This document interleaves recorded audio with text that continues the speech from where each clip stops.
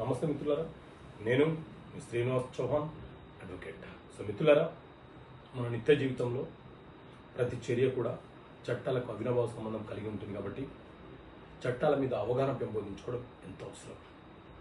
ఈ వీడియోలో నేను రాసిన పుస్తకంలోని ఒక అంశాన్ని విశదీకరించే ప్రయత్నం చేస్తాను. సో ఈ పుస్తకం చట్టపరమైన సమస్యలకు పరిష్కారాలనే పుస్తకం. ఈ పుస్తకంలో ఒక ప్రశ్న ఏంటి అంటే, తండ్రి చేసిన అప్పులకు వారసులు అతని యొక్క కుమారులు లేకపోతే కుమార్తెలు ఆ అప్పులకు బాధ్యులు అవుతారా? ఏ నిష్పత్తిలో బాధ్యులు అవుతారు? సో మిత్రులారా, మన దేశంలో సివిల్ ప్రొసీజర్ కోడ్ సిపిసి అనే చట్టం అమలు ఉన్నది.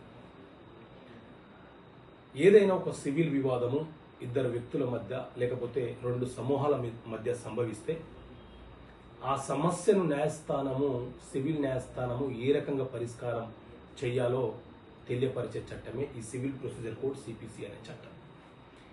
ఈ సిపిసి చట్టంలోని సెక్షన్ 50 ఏం చెప్తుంది అంటే, ఒక తండ్రి అప్పులు చేసి మరణిస్తే ఆ అప్పులకు అతని యొక్క కుమారులు కూడా అలాగే కుమార్తెలు కూడా బాధ్యులే.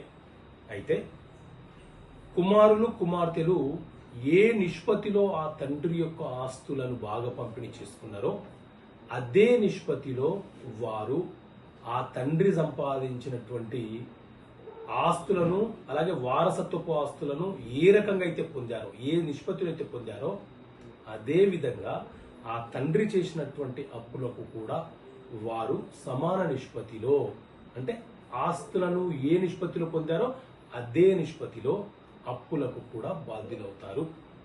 ఒకవేళ మేము ఆ అప్పులకు బాధ్యులము కాదు, మేము తీర్చము అంటే అప్పిచ్చిన వ్యక్తి చనిపోయిన వ్యక్తి యొక్క పిల్లలు ఎవరైతే ఉన్నారో వాళ్ళ మీద మనీ రికవరీ సూట్ ఫైల్ చేస్తూ వాళ్ళను పార్టీగా పెట్టి వారికి కోర్టు నుంచి సమన్లు, నోటీసులు పంపించవచ్చు. సో ఇలా ఈ రకమైనటువంటి అంశాలను ఈ పుస్తకంలో విశదీకరించాను.